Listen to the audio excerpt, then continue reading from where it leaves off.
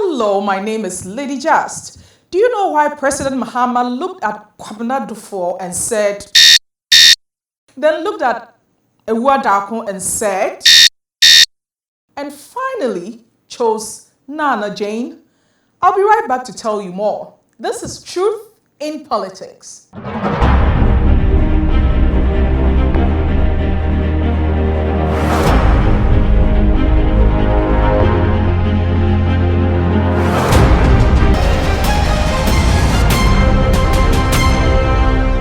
In May 2018, we know that the then former Vice President of Ghana, His Excellency Kwesi Atta, complained in a telephone conversation with a confidant that we all know who was used to relegate me to the background. I don't need to mention a name for you to decipher who it was, but you're quite aware whom I'm referring to, right? As a matter of fact, he said I was made redundant. 1 month later, he unfortunately passed on, but not until he had let the cat out of the bag on what the whole country knew, that as a vice president, he had been relegated to irrelevance. In his place, the First Lady Lordina Mahama virtually assumed the role of her husband's vice, and no one dared ask her any questions. So after John Mahama won the NDC presidential primaries and got ready to run again for the presidency that he lost while in power, the issue of who would become his running mate became an interesting soap opera. Some big names withdrew their names from consideration, fearing that if Mahama cannot control his wife, they were not interested in suffering the same fate as the late Kwesi Atta. But then, there are those who believe that the stature within the party are solid enough that Madame Lordina Mahama would not be able to muscle them around. So in the end, it came down to 3 finalists, and that is where it gets really interesting. To begin with, I want you to remember this video. You mean as president? As John Mahama. As a human being? As a person. Any human being in the world would have encountered, corruption in a way, one way or the other, either being offered a bribe or a bribe being demanded from you. What you need to do is to put yourself in a position... Mr. President, did you take it? No, I haven't taken a bribe. Then there's also the Ford expedition from a businessman from Burkina Faso. Interestingly, that's where they are confirmed, Then there's Suba. Then there's Airbus bribery case. Then the Embraer airplane due. And the list goes on and on and on. Government official 1. Salute. In fact, the corruption under the Mahama administration was so overwhelming that Ghanaians in 2016 said enough is enough and voted him out, with the largest margin of victory against an incumbent in our nation's history. So let us look at the 3 finalists that John Mahama considered. First, there's Dr. Kwabena Dufo. Need I say more? Of all the officials in the past NDC administrations, he became more than anyone the poster boy for corruption. In fact, according to the Daily Graphic of February 5th, 2020, the Attorney General accused Dr. Dufo, who was also a shareholder of Unibank, of using the Hoda Group to take money from the bank and dishonestly transfer the money which was depositors' funds. It is the case of the Attorney General that Dr. Dufo and the Hoda Group, allegedly dishonestly received more than 660 million from Unibank. His bank, Unibank, subsequently did not survive the bank cleanup exercise and was closed down. Mahama rightfully feared that with the nation already believing that he, as the candidate, is corrupt, the last thing he wanted was to add another person with a corrupt tag to his ticket. That would doom his candidacy before it even began. Not even calls from some very powerful traditional leaders could convince Mahama to reconsider Kwabena Dufo. The next person was Kwame Ewua Darko, the former managing director of BOST, or Bulk Oil Storage and Transportation.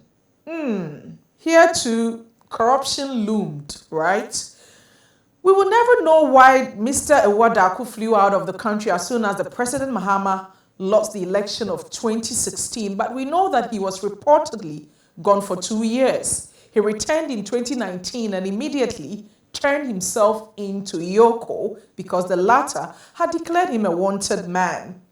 Let me repeat, a man once wanted by Yoko for corruption allegation was a finalist for Mahama's choice for running mate. Now, I know Yoko is a government organization that is charged to investigate economic and organized crime in this country, and I know they would not slap the tag of wanted man on anyone without cause, right?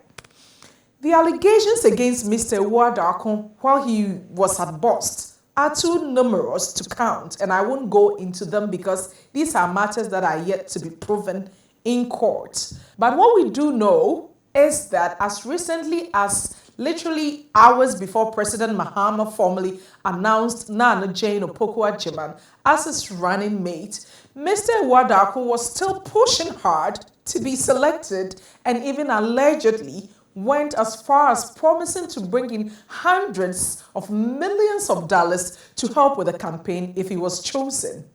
A good bidder. I wonder where he got all that money from. Anyway, here again, Mahama was not having it. If I cannot answer a simple question as to whether I have accepted a bribe or not, why would I select a wanted man for a running mate? Beside their checkered past, what these two potential running mates each represented was a clear and present danger to Lordina Mahama, the real vice president in waiting should Mahama become the president. These two are so highly placed within the NDC party that they would not play second fiddle to any first lady. So in the end, a lowly Naana Jane was a safe choice.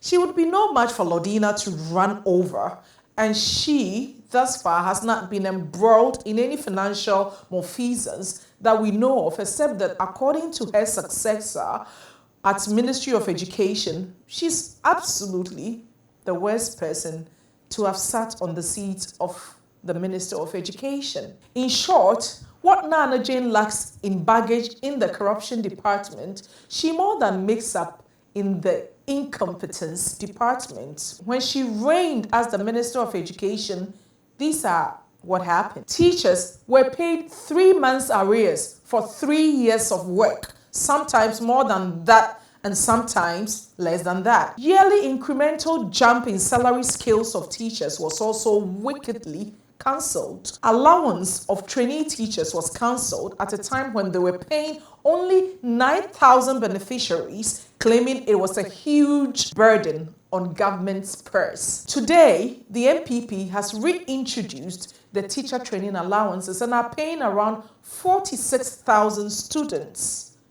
Research and book allowances of our hard work lecturers were cancelled, which the MPP has restored. There were no teaching and learning materials in our schools. Ghanaians were insulted for even asking for a common chalk.